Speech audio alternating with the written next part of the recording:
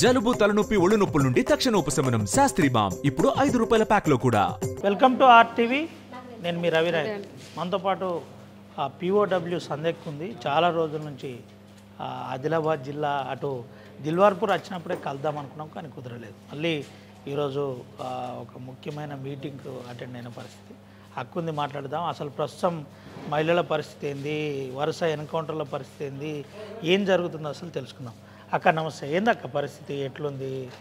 మళ్ళీ సమావేశాలు 2 పార్టీలు కలిసినాయి, మాస్ లైన్ ఇంకోటి. ఏంటక్క ఏంది పరిస్థితి? 2 న్యూ డెమోక్రసీ సరే, ఒక ఐక్యత చారిత్రక అవసరంగా భావించి ప్రజలు అనేక సమస్యల మీద పోరాడుతున్నారు.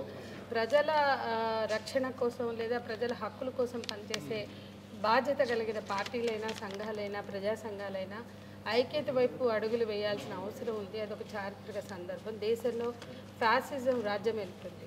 అన్ని దశాబ్దాలుగా మహిళలు పోరాడి సాధించుకున్న చట్టాలు అమలుకు నోచుకోవడం లేదు. పౌర హక్కులు అడుగంటిపోతున్నాయి. ఇవాళ ఆదివాసీలు అయితే మొత్తం ఆదివాసీల మీద యుద్ధం జరుగుతుంది దేశంలో. పాపం పుణ్యం ప్రపంచ మార్గం తెలియని ఆదివాసీలు ఈ దేశ మూలవాసులు, ఈ దేశానికి మాత్రమే చెందిన వాళ్ళు.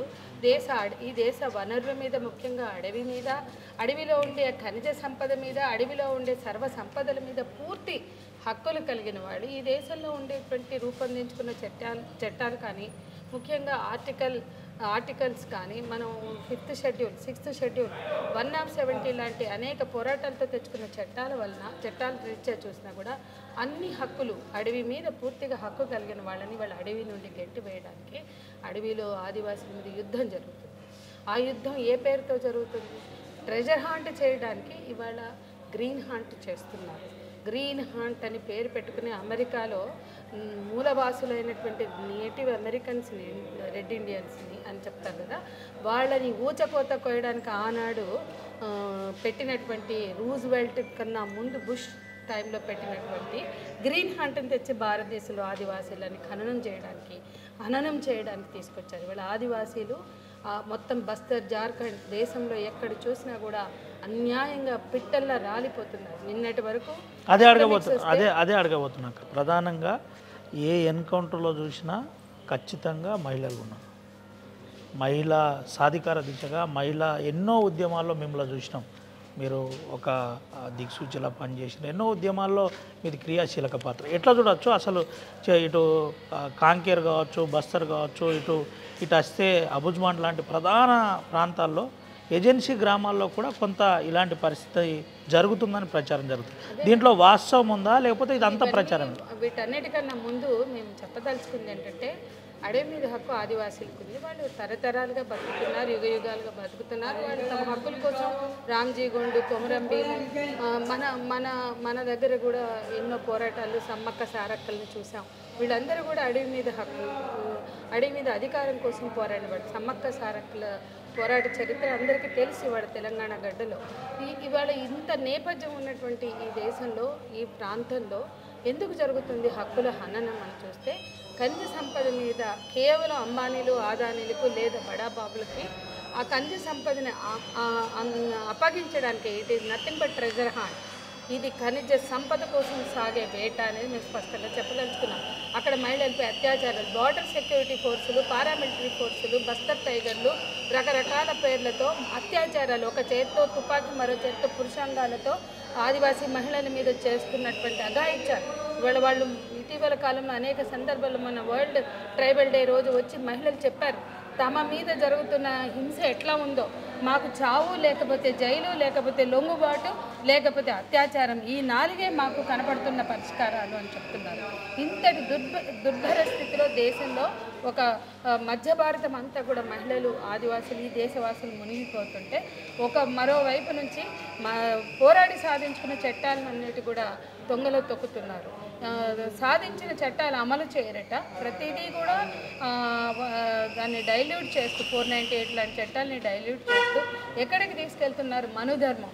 ఇవాళ అనేక రాష్ట్రాలలో డిగ్రీ స్థాయిలో, పీజీ స్థాయిలో సీత గీత దాటితేనే పాఠ్యాంశం పెడతారు. అంటే ఎక్కడికి తీసుకెళ్తున్నారు? సాధించుకున్న హక్కులు కోల్పోయేలాగా తిరోగమనం వైపు తీసుకెళ్తున్నారు.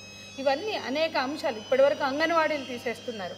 ఇప్పటికీ మెటర్నల్ మోర్టాలిటీ అంటే మాతా శిశు మరణాలని పూర్తిగా నియంత్రించలేని ఈ దేశంలో అంగన్వాడీలు తీసేస్తున్నారు. అట్లాగే సంక్షేమం నుంచి విత్డ్రా అవుతున్నారు.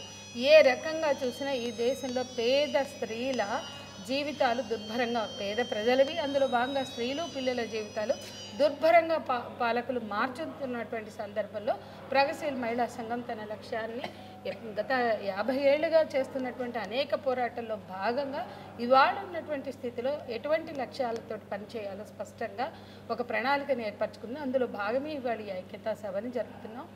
అట్లాగే ఇవాళ స్త్రీలు ఎదుర్కొన్నటువంటి హింస పట్ల ఒక ఆమోద ముద్ర వేస్తూ దాన్ని ప్రజలతోటి పెద్ద ఎత్తున ఆమోదింపజేస్తున్నారు. ఒకవేళ ఎక్కడైనా మతం అనే అంశం వాళ్ళకి అవకాశం కలిసి వస్తే మతాన్ని మాత్రమే రాజకీయం చేస్తున్నారు కానీ స్త్రీల హక్కుల్ని కాదు. ఉదాహరణకి 75 కుల దురంకారచ్చలు తెలంగాణ రాష్ట్రంలో జరిగితే ఒక్కదాన్ని మాత్రమే బీజేపీ లాంటి వాళ్ళు, ఏబీపీ లాంటి వాళ్ళు ఇష్యూ చేశారు. మిగతా 70 ఆదిలాబాద్లో అసలు చంపేశారు, తల్లిదండ్రులే చంపేశారు, నిజామాబాద్లో చంపేశారు. అవి ఏమీ కాదు. అంటే హిందువుల చేతుల్లో హిందువులు చనిపోతే అది ఇష్యూనే కాదు.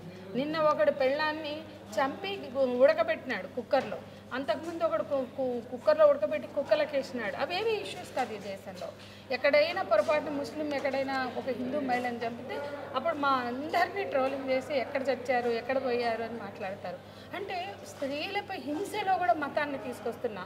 వాడు స్త్రీ పురుషులు పెళ్లి చేసుకుంటే పెళ్ళికి కావాల్సింది వయసు, కానీ పెళ్ళికి కావాల్సింది మతం అన్నట్లుగా ఇంటర్ఫేత్ మ్యారేజెస్, మతాంతర వివాహాల్లో సైతం రాజకీయాలు చూపిస్తున్నారు. అంటే మొత్తం మానవ జీవితాన్ని విధ్వంసం చేసే విధానాలు ఒక పక్కన, మరో పక్కన స్త్రీల జీవితాల మీద హింసని ప్రేరేపించి ఇప్పటికీ హింసని స్థిరీకరించే భావజనం ఒక పక్కన ఉంటే హింసని ప్రేరేపించే విధానాలతో పాలకులు వస్తున్నటువంటి సందర్భంలో ఈరోజు మరిన్ని మహిళా పోరాటాలు అవసరమని భావించి ఫ్యాసిజానికి వ్యతిరేకంగా, నియంతృత్వానికి వ్యతిరేకంగా స్పష్టమైన లక్ష్యంతో పనిచేయాలనే దాంతో మేము ప్రగతిశీల మహిళా సంఘం ముందుకు వెళ్తున్నాం. అట్లాగే ఈ రాష్ట్రంలో మహిళలంటే ఏదో ట్రాన్స్పోర్ట్కి సంబంధించి అదే అడగబోతున్నా. అసలు ఆ ఉచిత బస్సు, మహిళలకు ఫ్రీ సాధికారత, ఇలాంటి ప్రధాన అంశాలతో మళ్ళీ తెలంగాణలో కాంగ్రెస్ ప్రభుత్వం అధికారంలోకి వచ్చింది. ప్రస్తుతం నిజంగానే మహిళల పరిస్థితి ఏంది తెలంగాణలో, ఏ ప్రధాన అంశాలు మీ దృష్టికి వచ్చాయి? ఎన్నో ఉద్యమాల్లో ఉన్న మీరు ఎప్పుడైతే కేసీఆర్ ప్రభుత్వం పోయిన తర్వాత ఇటు కాంగ్రెస్ ప్రభుత్వం మొదలై నేటికి సంవత్సరం గడుస్తుంది, ఎట్లా చూడొచ్చు, ఏంటి అసలు పరిస్థితి? అంటే పోరాడి సాధించుకున్న తెలంగాణలో మహిళలు కూడా ఉన్నారు. మహిళలు అన్ని పోరాట రూపాల్లో పట్నం రోడ్ల మీద పొయ్యి పెడదాం, రైలు పట్టాలెక్కాలి, పల్లెలన్నీ పట్టాలెక్కాలంటే అన్ని పోరాట రూపాల్లో మహిళలు ఉన్నారు. మహిళలు తెగించి సాగించిన పోరాటం ఈ రాష్ట్ర సాధన పోరాటం. కానీ వచ్చినాక ఒక టర్మ్ మహిళా మంత్రులు లేరు, కనీసం మహిళా కమిషన్ చైర్పర్సన్ ఏర్పాటు చేయడానికి కూడా ఏళ్ల తరబడి పట్టింది. అట్లాగే మహిళల హక్కుల సాధన అనేది దాదాపు 10 సంవత్సరాల కాలంలో లేవు. మాలాంటి వాళ్ళ మీద ఉపా లాంటి కేసులు సైతం పెట్టారు, అనేక కేసులు బనాయించారు, గట్టిగా మాట్లాడితే ఉపా కేసు పెట్టారు. అట్లాగే నిర్బంధంలో కూడా మహిళల్ని, మేమనే కాదు చైతన్య మహిళా సంఘం లాంటి అనేక సంస్థల్లో కార్యకర్తల్ని నిర్బంధంలో తీసుకొచ్చారు. ఏ ఆశల ఆకాంక్షలతో తెలంగాణలో పాల్గొన్నారో ఆ ఆశలు సిద్ధించలేదు. ఆ అన్రెస్ట్, ఆ అసహనం, ఆ కోపం, ఆ ఆగ్రహంలో వచ్చే 10 ఏళ్ళు పాలించిన టీఆర్ఎస్ని తీసి పక్కకు నెట్టి కాంగ్రెస్ని తెచ్చుకుంటే వీళ్ళ డ్రామాలు కూడా మొదలైనవి. అది ఫార్మాసిటీ మొన్న లగచర్లలో మేము కనీసం టీఆర్ఎస్ ప్రభుత్వం ఫ్యాక్ట్ ఫైండింగ్లకి ఎక్కడ ఆపలా, ఈ కాంగ్రెస్ ప్రభుత్వం లగచర్లకి ఫ్యాక్ట్ ఫైండింగ్కి వెళ్తుంటేనే ఆపేశారు. ఫ్యాక్ట్ ఫైండింగ్ కూడా చేయడానికి వీల్లేదని. అంటే ఏతావాత ఏదైనా ఒకటే అన్నట్టుగా అన్ని ప్రభుత్వాలు ప్రజా వ్యతిరేక విధానాలని అనుసరిస్తున్నాయి, మహిళా వ్యతిరేక విధానాలను అనుసరిస్తున్నాయి. ఉచిత బస్సు సౌకర్యంతో మహిళలకి విముక్తి లేదు. మహిళలకి పూర్తిగా అంటే ఒక ప్రయాణం చేయడానికి ఉచిత బస్సు ప్రయాణం ఒక వెసులుబాటు, ఒక సౌలభ్యం, దానికి మేము వ్యతిరేకం కాదు. కానీ దానితోటే అంటే కేవలం మీకు ఓట్ల ఆకర్షణగా మహిళల్ని చూస్తున్నారు తప్ప నిజమైన మహిళా అభివృద్ధి, మహిళా రైతుల ఆత్మహత్యలు జరుగుతున్నాయి. రైతు కుటుంబాల్లో మిగిలి ఉన్న సభ్యులుగా ఉన్న మహిళలు, పిల్లలకు సంబంధించింది గత ప్రభుత్వాలు చేసింది కూడా వీళ్ళు చేయటల్లా. అట్లాగే మహిళా ఉపాధి తీవ్రంగా దెబ్బతిన్నది. అసంఘటిత కార్మికులుగా మహిళలకి ఇచ్చినటువంటి కొత్త పథకాలు లేవు. అంటే గత పాలకులు చేసింది కూడా ఆ పెన్షన్లో, లేకపోతే బీడీ కార్మికులు కార్మికులకు ఇచ్చిన సంక్షేమం కూడా వీళ్ళు వెలగబెట్టట్లేదు. కాబట్టి మహిళల సంక్షేమం పక్కన పెట్టి అభివృద్ధిని పక్కకు పెట్టి మహిళలకి సంబంధించినది ఏది ప్రత్యేకంగా చేయట్లేదు. ఉపాధి, ఉద్యోగాలు, జీవనోపాధి ఈ అంశాలన్నిట్లలో లేదు. జెండర్ బడ్జెటింగ్ అడుగుతున్నాం. ఇప్పుడు మార్చి వస్తుంది. ఏం జెండర్ బడ్జెటింగ్ చేస్తారు? 30% స్టేట్ ఎడ్యుకేషన్కి బడ్జెట్ ఇవ్వాలి. 5-6% ఇచ్చారు.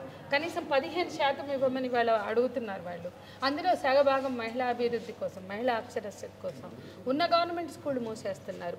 టాయిలెట్స్ కట్టాలి అని చెప్పి నిర్ణయాలను అమలు చేయటం లేదు. ఇట్లా అదే అడగబోతున్నాక విద్యా వైద్యం పరిస్థితి ఏంది తెలంగాణలో? మీరు గతంలో ఎన్నో ఉద్యమాల్లో ఈ అంశంలో అసెంబ్లీ ముట్టడి చేసిన పరిస్థితి ఎట్లా చూడొచ్చు అక్క? ఏంటి ప్రస్తుత పరిస్థితి ఏంటి? విద్యా వైద్యంలో ప్రత్యేకమైన కాంగ్రెస్ ప్రభుత్వం వచ్చినాక వెలగబెట్టింది లేదు, గత ప్రభుత్వం వెలగబెట్టింది లేదు. కానీ మేము మహిళలుగా తెలంగాణ రాష్ట్ర సాధన కోసం పోరాడినప్పుడు మహిళలు ఏం కోరుకుంటున్నారు అని ఒక డాక్యుమెంట్ ఇచ్చాం. ఆనాటి ప్రభుత్వానికి ఇచ్చాం, ఇప్పుడున్న ప్రభుత్వానికి కూడా ఇచ్చాం. ఏమని అంటే మహిళలు విద్య, వైద్య, ఆరోగ్య రంగాల్లో ఎటువంటి సంక్షేమాన్ని కోరుకుంటున్నారని చెప్పాల్సింది. ఏంటంటే ఈ ప్రభుత్వం వచ్చినాక ఎవరితో అంటే మహిళా సమస్యల మీద పనిచేస్తున్న వాళ్ళు, ఇట్లాంటి ప్రొఫెసర్స్ లాంటి వాళ్ళు ఎంతోమంది పనిచేస్తున్నారు. వీళ్ళ గురించి ఏమాత్రం ఎవరు పట్టించుకో అంటే వీళ్ళతో చర్చించట్లా. మేము గత పాలకులకి ఇచ్చాం, ఈ పాలకులకి ఇచ్చాం. సీతక్క లాంటి వాళ్ళని కూడా కలిస్తే మనం కూర్చుందాం, మనం చేద్దాం కార్యాచరణ అంటున్నారు. కానీ దానివైపు దృష్టి పెట్టట్లా. రేవంత్ రెడ్డి గారు ఎన్నిసార్లు అడిగినా ఇప్పటివరకు కలవలా. వాళ్ళ పిఏలకు ఫోన్లు చేస్తున్నాం. మేము ఈ తెలంగాణ రాష్ట్రంలో మహిళల తరఫున ఒక డాక్యుమెంట్ ఇస్తాం. మహిళలు ఏం కోరుకుంటున్నారు, మహిళలు ఎటువంటి 2011 వరకు జరిగిన సమీక్షా సమావేశాలు అంటే స్త్రీలపై హింసలకు సంబంధించి వైలెన్స్ అగేన్స్ట్ ఉమెన్ 11 తర్వాత ఇప్పటి వరకు జరగలే. అంటే టీఆర్ఎస్ గవర్నమెంట్ చేయలేదు, ఇప్పటికి 1 year అయిన ఉత్సవాలు సంబరాలు చేసుకుని వీళ్ళు కూడా చేయలేదు. వీళ్ళకి చెప్తాం, రాకముందు చెప్తాం. గత ప్రభుత్వం ఈ విషయాల్లో నిర్లక్ష్యం చేసింది, మీరన్నా సరిదిద్దుకోండి అంటే ఈ ప్రభుత్వం సంవత్సరం దాటినా కూడా పట్టించుకోవట్లా. కనీసం ముఖ్యమంత్రి కూడా ఏ అంశాల మీద మేము చెప్పడానికి వస్తామన్నది కూడా వినడానికి సిద్ధంగా లేని స్థితి. కాబట్టి పాలకులకి మహిళల మీద ప్రేమ లేదు, గౌరవం లేదు. మహిళల నిజమైన అభివృద్ధిని వాళ్ళు కోరుకునే వాళ్ళు కాదు అనేది ఆచరణలో కనిపిస్తుంది. వరుసగా ప్రభుత్వంలో కాంగ్రెస్ ప్రభుత్వంలో రాకముందు ఇప్పుడున్న ముఖ్యమంత్రి అప్పుడు పిసిసి చీఫ్ మేధావులతో చర్చించారు, మేధావులతో వాస్తవాలు మాట్లాడారు. కానీ ప్రభుత్వంలో వచ్చిన తర్వాత వాస్తవిక పరిస్థితులపై ఎప్పుడు చర్చ జరుగుతలేదంటారు. ఇది నిజమా అక్క? అదేనండి, మా అందరితో గతంలో మాట్లాడిన వాళ్ళు, మా మీటింగ్లన్నిటికీ వచ్చిన వాళ్ళు, అంటే వామపక్ష విప్లవ పార్టీల అన్ని వేదికలకి ఎక్కిన వాళ్ళే అనేక సందర్భాల్లో మాతో చర్చలు చేశారు. వార్ రూమ్ స్ట్రాటజీల్లో పిలిచి కోరిన వాళ్ళు ఉన్నారు. వాళ్ళ ఆల్ ఇండియా మహిళా నాయకులు అంటే కాంగ్రెస్ చెందినటువంటి వాళ్ళు కూడా ప్రభుత్వం వస్తే ఏ అంశాల మీద దృష్టి సారించాలని అడిగి తెలుసుకున్న వాళ్ళు, చర్చలు జరిపిన వాళ్ళే. కానీ ఈరోజు ఆ వైపుగా వాళ్ళ ఆచరణ లేదు. మరి భవిష్యత్తులో చూద్దాం. కానీ ఎప్పటికైనా గత పాలకులకి ఏ పరిస్థితి వచ్చిందో గుర్తు పెట్టుకుంటే నిజంగా మీ బాధ్యత ఏంటో గుర్తిస్తారు అనేది. మహిళల సమస్యలు పట్టించుకోకుండా చాలా పెండింగ్ ఇష్యూస్ ఉన్నాయి. అసలు కనీసం రివ్యూ లేదండి. వైలెన్స్ అగేన్స్ట్ ఉమెన్ రివ్యూ ఎందుకు చేయరు? పెండింగ్ యాక్ట్స్ ఉన్నాయి, కేంద్ర చట్టాలు ఆయా రాష్ట్రాలు అమలు చేసుకోవడానికి స్ట్రాటజీస్ రూపొందించాలి. ఏవి 2011 కిరణ్ కుమార్ రెడ్డిదే లాస్ట్. ఇప్పటి వరకు ఎవరు పట్టించుకునే స్థితి లేదు. అంటే గత పాలకులు ఏం చేశారు చేయలేదన్నా కనీసం ఆ మేరకైనా రివ్యూ మీటింగ్స్ పెట్టారు. వీళ్ళు అది కూడా పెట్టట్లేదు. ఇప్పుడు వచ్చి 1 year సీతక్కకి చెప్తాం, అమ్మ ఇది పరిస్థితి అంటే మేము పెడతామక్క, తప్పకుండా మనం కలుద్దాం చేద్దాం అంటున్నారు. ఇది పరిస్థితి. ఏందక్క బహుళ కంపెనీలు మతోన్మాదం ఈ 2 అంశాల మీద చూసుకుంటే ఏం చెప్పబోతుంది అక్క? ముఖ్యంగా మీ ఉద్యమాల్లో వీటి మీద ట్యాగ్ లైన్ చేస్తూ మాట్లాడుతున్న పరిస్థితి ఎట్లా చూడవచ్చు అసలు? ఉద్యమాలలో మేము ఎప్పుడు 40 ఏళ్ళుగా 50 ఏళ్ళుగా అదే స్టాండ్తో పనిచేస్తున్నాం. ఏ ప్రభుత్వాలు అన్ని ప్రభుత్వాలు పాలకులు మాకు పదవులు ఆఫర్ చేస్తారు, వాటిని రిజెక్ట్ చేస్తే కేసులు ఆఫర్ చేస్తారు.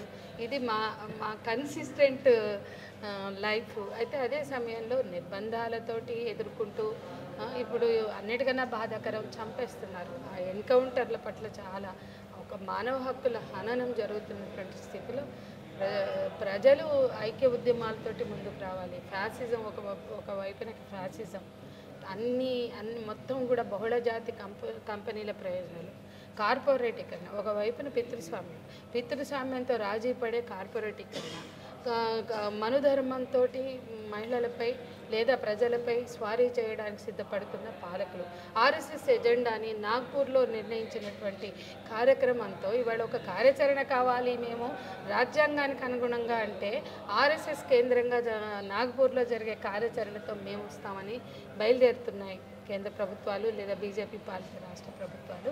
ఈ స్థితిలో కనీసం ఆత్మస్థైర్యంతో పనిచేస్తున్న మహిళల హక్కులు మహిళలు ముందుకు తెస్తున్నటువంటి అంశాల మీద ప్రతిపక్షాలుగా ఉన్న పార్టీలైనా దృష్టి సారించవలసిన సందర్భం ఇది, అవసరం ఉందనేది మేము చెప్తూ, ఏ పాలకులైనా ప్రజలు పోరాడారు, పోరాటాలతోటే హక్కులు సాధించుకున్నారు, మహిళలు కూడా. అందులో భాగంగానే మేము కూడా మహిళల హక్కుల కోసం పనిచేస్తాం. హింస లేని జీవితం కోసం, హింస లేని కుటుంబాల కోసం, రాజ్యహింసను వ్యతిరేకిస్తూ మెరుగైన జీవితం, ఉపాధి భద్రత, హింస లేని జీవితం కోసం పనిచేస్తాం. ఎట్లుండబోతుంది అక్క రానున్న రోజుల్లో మహిళా హక్కుల కోసం ఎటువంటి ఉద్యమాలు చేయబోతున్నారు, ఏంటి అసలు? ఇప్పటిదాకా నేను చెప్పిన అంశాలే చివరిగా అంటే రానున్న కాలంలో ఐక్య ఉద్యమాలే సరైన ఐక్య ఉద్యమాల కోసమే మా కార్యాచరణ. మేము ప్రగతిశీల మహిళా సంఘాలుగా ఈరోజు ఐక్యత అనేది అంశం కాదు, అనేక పోరాడే మహిళా సంఘాలతో కలిసి పనిచేస్తాం. వ్యక్తులు, శక్తులు, సంస్థలు నిజమైన హక్కుల కోసం, స్త్రీల జీవితాల్లో వెలుగు చూడడం కోసం, స్త్రీల జీవితాల్లో ఉన్న హింస నిరోధకానికి పనిచేసే సంస్థలతో ఉమెన్ అండ్ ట్రాన్స్జెండర్ అని చెప్పి ట్రాన్స్ పీపుల్ని కూడా కలుపుకొని మేము ఒక సంస్థను ఏర్పాటు చేసుకున్నాం. దానిలో భాగంగా ఉన్నాం. అంటే అది కూడా ఐక్యత. ఎవరు మామూలుగా ట్రేడ్ యూనియన్లు, పురుష సంఘాలు అంటే ఉన్న ఇతర జనరల్ సంఘాలు కూడా కొత్త లాస్ మీద పెట్టలే, కానీ మా ఉమెన్ అండ్ ట్రాన్స్జెండర్గా మేము దాని మీద చర్చ పెట్టాము. అట్లా అనేక అంశాల మీద అందరితో కలిసి పనిచేస్తున్న చరిత్ర పిఓడబ్ల్యూకి ఉన్నది. అట్లాగే ఇతర సంఘాలతో, వామపక్ష విప్లవ సంఘాలతో, శక్తులతో, సంస్థలతో కలిసి మా శక్తి మేరకి మేము పనిచేస్తాం. ఫ్యాసిజాన్ని తిప్పికొట్టడానికి, ప్రజాస్వామిక కుటుంబాలను ఏర్పరచుకోవడానికి, ప్రజాస్వామిక ప్రభుత్వాలని ఏర్పాటు చేయడానికి జరిగే పోరాటంలో మేము భాగం. చివరిగా ఆర్టీవీ ద్వారా ప్రజలకు, ప్రజా సంఘాలకు, తెలంగాణ రాష్ట్ర ప్రజలకు సంధ్యకి ఏం చెప్పబోతుంది? ఆర్టీవీ ప్రేక్షకులకైనా రాష్ట్ర ప్రజలకైనా మేము చెప్పేది, మహిళల పట్ల జాలి లేదా మహిళల కన్నీళ్ళని జూమ్ చేసి మహిళలని లేదా సెలబ్రిటీల జీవితాలకు పెద్దపీటలు వేసుకుని వాళ్ళని చూపించడమే ఒక కార్యక్రమంగా ఉండదు. నిజంగా ఈ దేశంలో మెజారిటీ మహిళలు సమస్యలను ఎదుర్కొంటున్నారు, పోరాడుతున్నారు. జీవితం కోసం, బతుకు కోసం, పిల్లల్ని పెంచుకోవడం కోసం వాళ్ళు చాలా స్ట్రగుల్ అవుతున్నారు. వాళ్ళ ఆకలి పోరాటాలు చేస్తున్నారు, మరోవైపు ఆత్మగౌరవ పోరాటాలు చేస్తున్నారు. ఈ పోరాటాల పట్ల గౌరవంతో వ్యవహరించాలని ఆర్టీవీని కోరుకుంటూ, అట్లాగే ప్రజలు కూడా పోరాటాల హక్కులు కోల్పోతున్నా కూడా మస్తీ మజాలు. ఇవాళ అల్లు అర్జున్ సినిమా ఎన్ని కోట్లు తెస్తుంది, ఆ పుష్ప 2 ఎంత ఇంపాక్ట్ని చూపిస్తుంది, ఏం చూపిస్తుంది? వాళ్ళు హీరోలా ప్రజల కోసం ఆలోచించరు, పనిచేయరు, పోరాడరు. ఎవరి గురించి స్వార్థంతో జీవించే వ్యక్తులకి 300 కోట్లు తీసుకుని సినిమా చేసేవాడు హీరో అవుతాడు. అతను ఒక పూట అరెస్ట్ అయితే అతని కోసం పరామర్శలు, కానీ అతని ఆ సినిమాలో తొక్కిసలాట్లో ఒక తల్లి చనిపోతే ఒక పిల్లాడు ఉన్నాడో లేడో కూడా తెలియని స్థితిలో ఆలోచించలేని ఒక సమాజం, అంటే మస్తు కరో మజా కరో అనే అంశాలకు మాత్రమే ప్రాధాన్యతనిచ్చేటువంటి ఈ వాతావరణంలో మనుషుల కోసం ఆలోచించాలి, మానవ హక్కుల కోసం ఆలోచించాలి. అందులో భాగంగా నిజమైన మానవీయ కుటుంబాలను ఏర్పాటు చేసుకోవడం కోసం ప్రతి ఒక్కరు కూడా భాగస్వాములు అవ్వాలి అనేది. రైట్ అక్క, థ్యాంక్ యూ. ఇది పరిస్థితి. సంధ్యక్క కొంత జాగ్రత్త పడ్డా చాలా స్పష్టంగా ఒక విషయం అయితే చెప్పింది. హక్కుల కోసం పోరాటం చేయాలి, ఒకటి హక్కులను కాపాడుకోవాలి, హక్కుల హనన జరుగుతుందని చెబుతున్న పరిస్థితి. దీంతోపాటు మహిళలపై జాలి చూపెట్టవలసిన అవసరం లేదు, మహిళల కన్నీళ్ళు జూమ్ చేస్తూ చూపెట్టవలసిన అవసరం లేదని సంధ్యక్క చెబుతున్న పరిస్థితి. ప్రగతిశీల మహిళా సంఘం అప్పుడు ఇప్పుడు ఎప్పుడు ఉద్యమాల వైపే ఉంటుందని ఆర్టీవీతో ఎక్స్క్లూజివ్గా మాట్లాడిన పరిస్థితి కనబడుతుంది.